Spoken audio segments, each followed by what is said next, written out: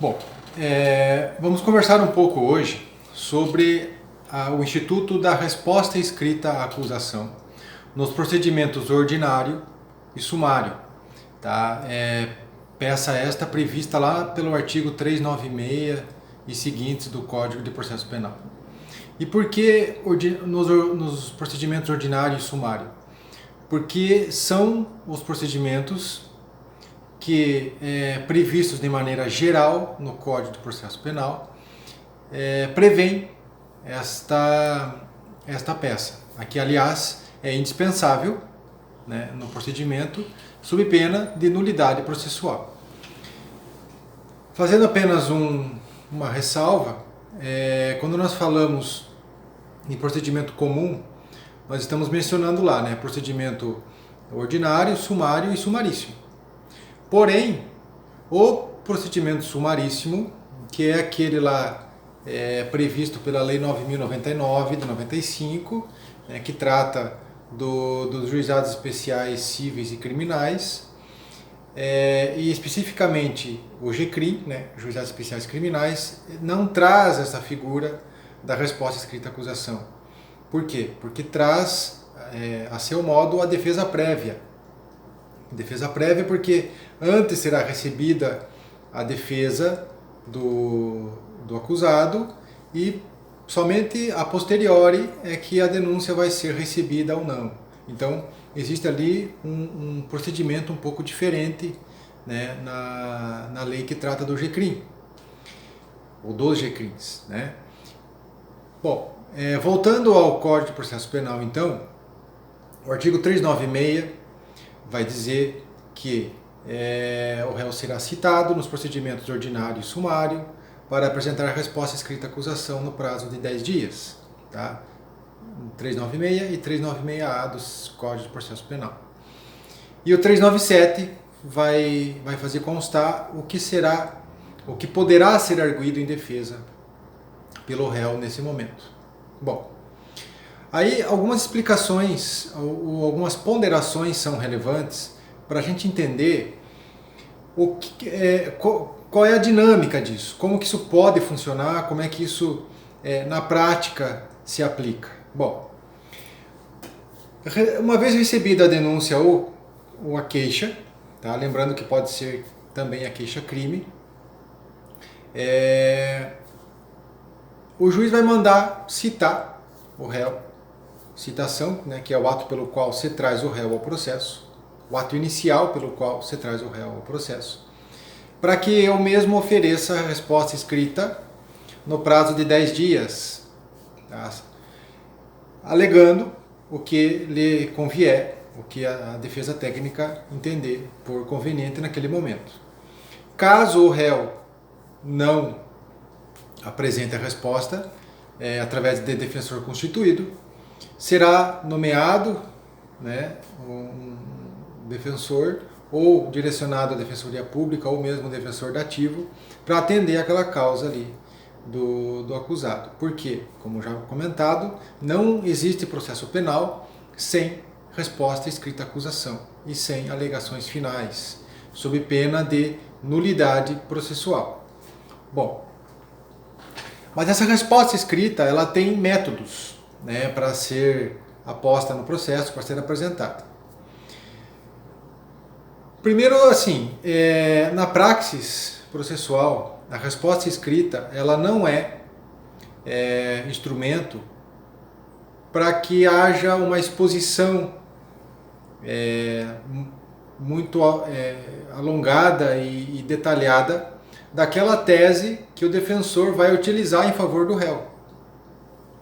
O que existe é uma ponderação diante disso, para que somente caso exista um motivo, um dos motivos previstos no 397 do CPP, que possa haver uma eventual absolvição sumária do réu, uma eventual situação preliminar a ponto de prejudicar a continuidade da ação penal, é que se apresentará uma defesa um pouco mais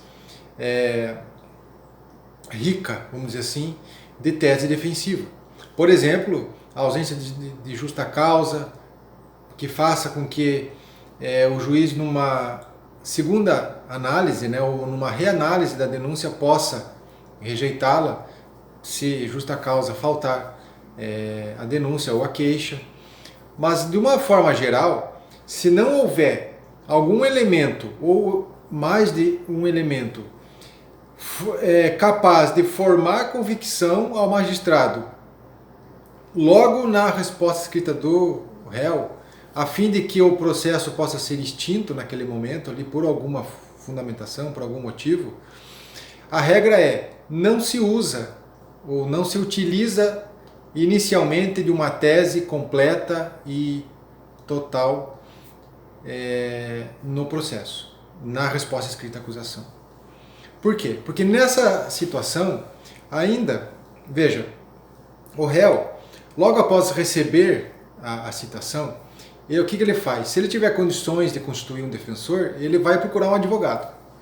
Nesse momento, o advogado constituído, né, lembrando ali que o mesmo advogado que é constituído nesse momento, ele pode não ter atuado na fase de inquérito policial, tá? Então, na maioria das vezes, e uma vez que nós no Brasil não temos essa cultura ainda total de trabalhar mais profundamente no inquérito policial, né?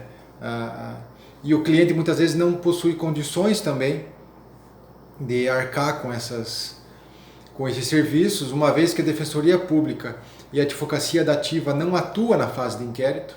Então, necessariamente tem que haver a citação do réu para o processo para poder haver assistência judiciária gratuita, né, para o acusado.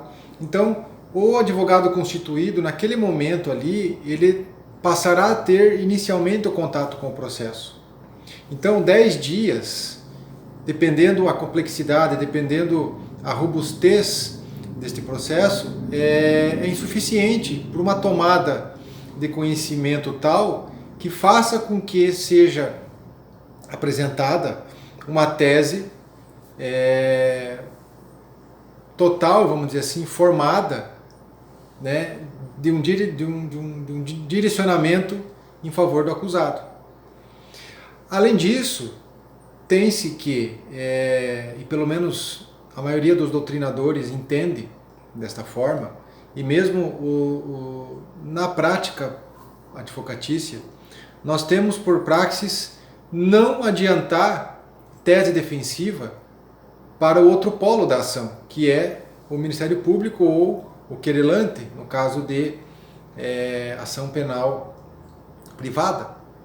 Nós não vamos expor isso na resposta escrita, uma vez que, se houver ali um elemento, por exemplo, de nulidade ou de algo que ainda possa ser complementado e mais trabalhado pela parte contrária, que via de regra é o representante do Ministério Público, nós vamos estar dando vazão para que a parte contrária nos combata de maneira mais efetiva. Então, não faz sentido apresentar toda a tese defensiva já na resposta à acusação. Então, a resposta escrita à acusação, ela tem que permear, basicamente, 2 pontos. Primeiro, ela tem que fazer uma negativa da acusação e, print-se aí, não confundir essa negativa com negativa geral. Não é uma negativa geral, aquela prevista lá no CPC, lá no processo civil. Não é a isso que eu me refiro. O que é importante dizer é uma negativa frente àquelas acusações postas pelo Ministério Público ou pelo querelante, de forma que se combata aquilo ali. Mesmo que de uma maneira ainda, entre aspas, superficial e resumida. E outro ponto importante é arrolar testemunhas. Tá?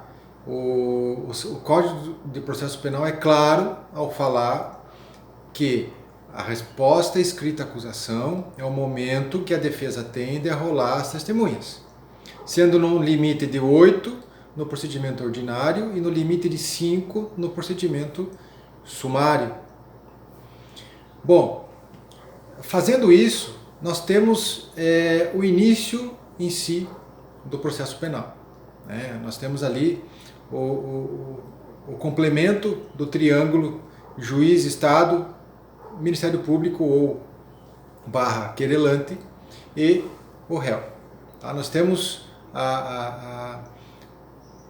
o círculo, né, aí completo para que o processo penal possa iniciar os seus passos. Bom, aí falando especificamente de uma figura de um instituto mais peculiar dentro de uma possibilidade de alegação, tá? Logo na resposta escrita à acusação, que é a figura da absolvição sumária.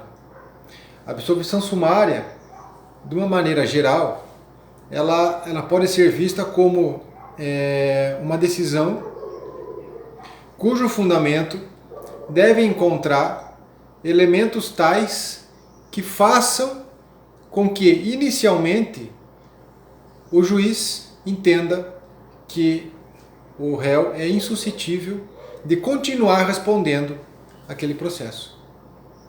Então, é uma absolvição antes mesmo de instruir o processo. Uma absolvição anterior a tudo isso, logo na apresentação da resposta escrita.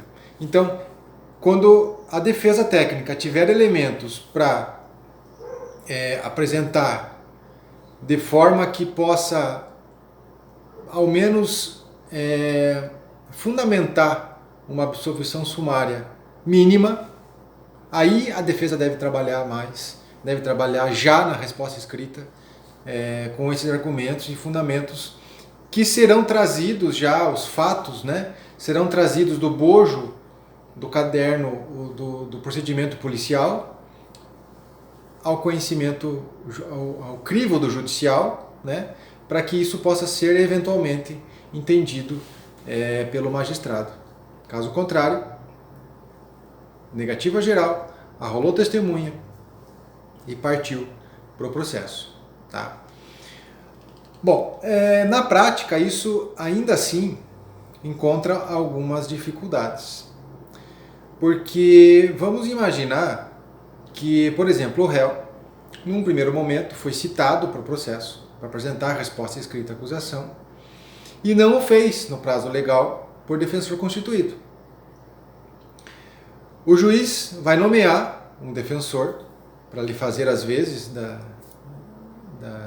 defesa técnica ou vai encaminhar o procedimento para a Defensoria Pública se aquela comarca for acompanhada e resguardada, né, por algum membro da Defensoria. Bom, mas vamos imaginar que uma defesa prévia tenha sido feita por um defensor dativo inicialmente e ele fez lá, já em mente com a sua tese, né, para trabalhá-la durante a instrução processual. Ele fez lá a sua resposta, arrolou as testemunhas e no decorrer do procedimento vem o réu e constitui um defensor para atuar, um advogado contratado, para atuar naquele procedimento. O que o defensor vai fazer? Bom, primeiro que ele vai, obrigatoriamente, ele vai poder aproveitar o que já foi feito. Né? Em tese, ele não vai poder refazer, por exemplo, a resposta escrita, ou refazer a relação de testemunhas, né? Embora ele possa ter outra técnica, outra tese do que o defensor dativo, ou mesmo do que a Defensoria Pública, ele inicialmente vai ter que aproveitar aqueles atos já ocorridos anteriormente. Bom, aí, como nós estamos tratando aí em tese, né, de uma situação que traz, no primeiro momento, uma tese mesmo que implícita do defensor, que inicialmente nomeado foi para a representação técnica do acusado, e a tese do defensor agora constituído, que não necessariamente será a mesma. Esse defensor constituído, o que ele poderá fazer? Para isso existem fundamentações legais, principalmente ali pela questão da ampla defesa, do contraditório, né? E quando fala em ampla defesa, ela tem que ser ampla mesmo.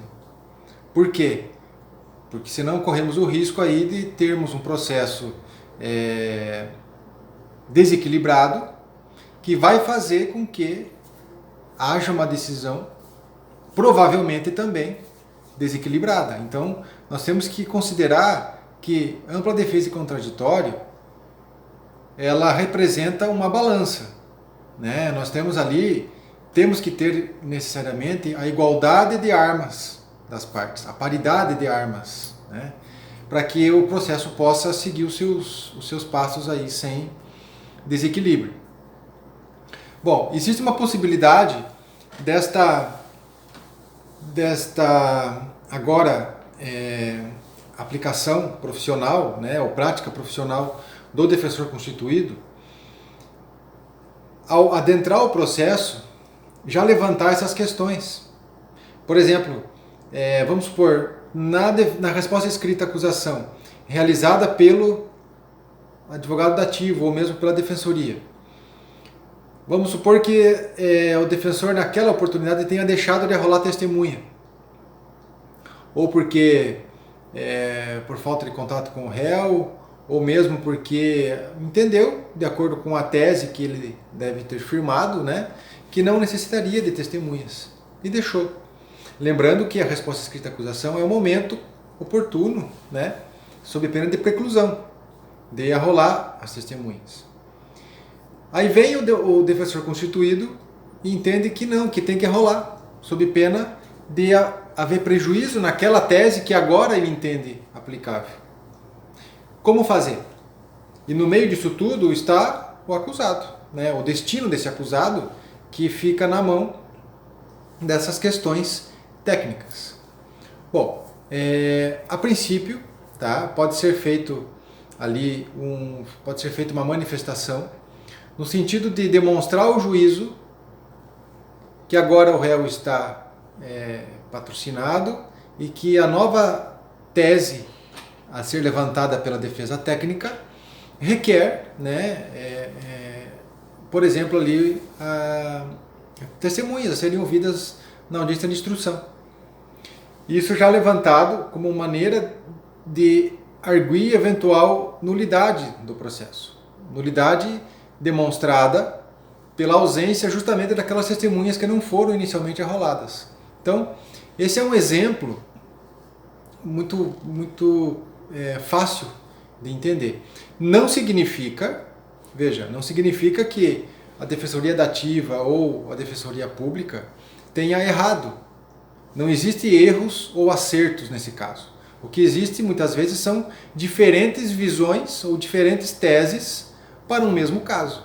Isso pode vir à tona se o defensor entender, né, que assim deva ser. O juízo vai analisar, vai deferir ou não, mas ali você já, dependendo daí do teu direcionamento processual a ser tomado, você vai saber os caminhos a serem seguidos, né, e procurar as arguições ali que caibam melhores ao seu patrocinado.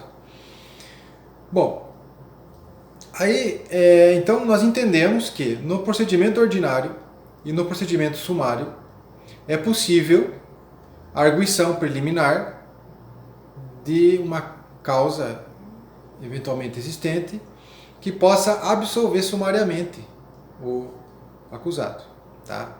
Dentre elas, o reconhecimento aí de uma excludente de ilicitude, ou estar muito claro e evidente ali algum dos elementos lá do 386, que é o artigo do CPP que trata da sentença de absolvição, né? Então, é difícil isso acontecer? É muito raro, mas é possível, dependendo das circunstâncias. A gente sabe que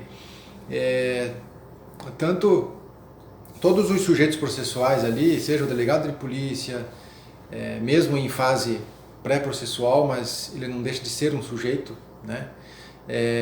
Aí o Ministério Público, o magistrado, são suscetíveis a erro. E qualquer ser humano suscetível a erro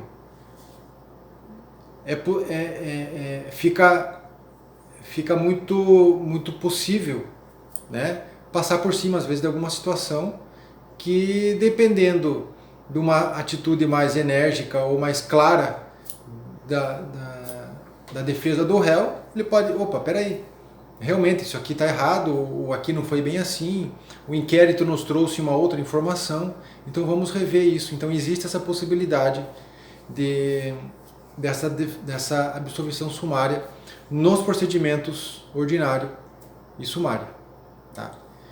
Que contemplam aí, por sua vez, o procedimento comum, tá? Previsto aí no Código de Processo Penal. Eu trouxe esses primeiros apontamentos para, em seguida, puxar um procedimento específico que, a contrário senso dos procedimentos comum, ordinário e sumário, não traz a figura da absolvição sumária logo após a apresentação da resposta escrita à acusação pelo réu. É o procedimento alusivo aos crimes de competência do tribunal do júri, os crimes dolosos contra a vida, os crimes cujo procedimento é previsto a partir do artigo 406 do CPP. Veja, nós estamos tratando de um procedimento que faz parte de um todo processual. Tá? Ele faz parte do bojo processual penal, mas que, porém, prevê situações específicas. E se prevê situações específicas, ele obrigatoriamente assim deve ser aplicado, né? Porque a regra especial se sobrepõe à regra geral, aplicando-se sempre a regra geral naquilo que a especial apenas for omissa. Essa é a regra, né? Então, quando eu trato de procedimento dos crimes de competência do Tribunal do Júri, eu estou dizendo que nós temos pelo menos ali duas fases, né? Tem doutrinador que entende que são 3 fases, entendimento este que eu compartilho. Então, vamos dizer assim, nós temos a primeira fase, que é a do recebimento da denúncia até a sentença de pronúncia. Nós temos a segunda fase, que é do trânsito em julgado da pronúncia até a abertura dos trabalhos no plenário do júri. E uma terceira fase, que é o plenário do júri propriamente dito. Fase esta que contempla ali os debates orais, a instrução em plenário, enfim, a votação pelos jurados. Bom, mas voltando, antes de tudo isso, nós temos também o instituto da resposta escrita à acusação. E lá no artigo 406 do CPP, vai estar a resposta prevista. Então, nesta mesma oportunidade, no mesmo prazo de 10 dias, tá? Podendo, devendo arrolar até 8 testemunhas, o réu deverá apresentar a sua resposta escrita. E nesta oportunidade, veja, ele não poderá, não é que não poderá, mas ele não, mesmo que o fazendo, ele não teria uma possibilidade de uma absolvição sumária neste momento. Por quê? Porque o que o tribunal do júri, o que o rito do tribunal do júri prescreve? Citado o réu, para no prazo de 10 dias apresentar resposta à acusação, o procedimento ele vai continuar até o momento oportuno, após a instrução, em que o magistrado vai decidir o futuro desse acusado. E aí sim, nesta decisão, que pode ser de pronúncia, de impronúncia, de desclassificação ou de, aí sim, absolvição sumária, o magistrado vai, de acordo com as provas colhidas durante a instrução do feito, em audiência, vai decidir o futuro do réu. Se ele vai pronunciar o réu, ou seja, se ele vai mandá-lo a julgamento perante o tribunal do júri, se ele vai impronunciá-lo, ou seja, se ele vai considerar que não há elementos críveis que possam levar o réu a julgamento pelo tribunal do júri, ou seja, não é absolvição, ele vai apenas declarar a impronúncia do réu, tá? Ele vai poder desclassificar a conduta, por exemplo, de um homicídio doloso para um homicídio culposo, dependendo aí das circunstâncias. E ele poderá sim, nesta fase e mediante esta decisão, absolver sumariamente o réu. Então, nós podemos analisar da seguinte forma: nós temos a peça resposta escrita à acusação no todo do processo penal. Procedimento comum ordinário, sumário e no procedimento específico do tribunal do júri. Ok? No mesmo prazo, devendo ser arroladas as testemunhas. Porém, no procedimento comum, ordinário ou sumário, o réu tem a possibilidade, dependendo do que for trazido na resposta escrita, né, de ser, dentre outros, absolvido sumariamente. Bom, já por outro lado, no procedimento alusivo aos crimes de competência do tribunal do júri, nós temos a mesma figura, o mesmo instituto da resposta escrita à acusação, mas que, porém, não contém o mesmo conteúdo no sentido de proporcionar uma possível resposta escrita, uma possível absolvição sumária do acusado.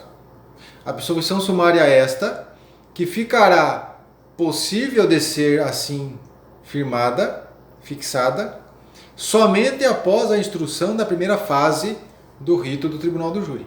Somente após a instrução do feito, na primeira fase, em que o juiz vai definir pela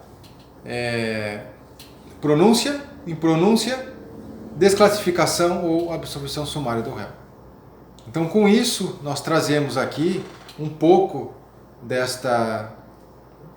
desse instituto fundamental e imprescindível para que possa haver um processo penal pautado na legalidade, tá? Sob pena de, na sua ausência, o processo ser nulo, tá? É um caso de nulidade absoluta.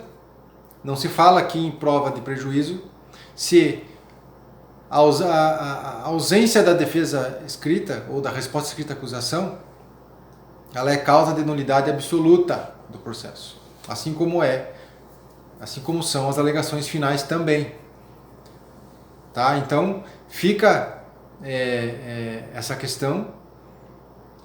Vamos dar atenção merecida à resposta escrita.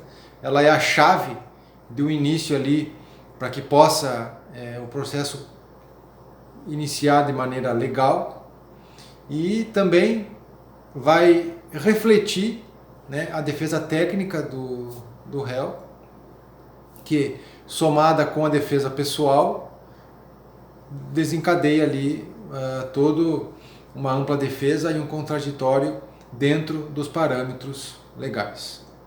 Ok? Muito obrigado.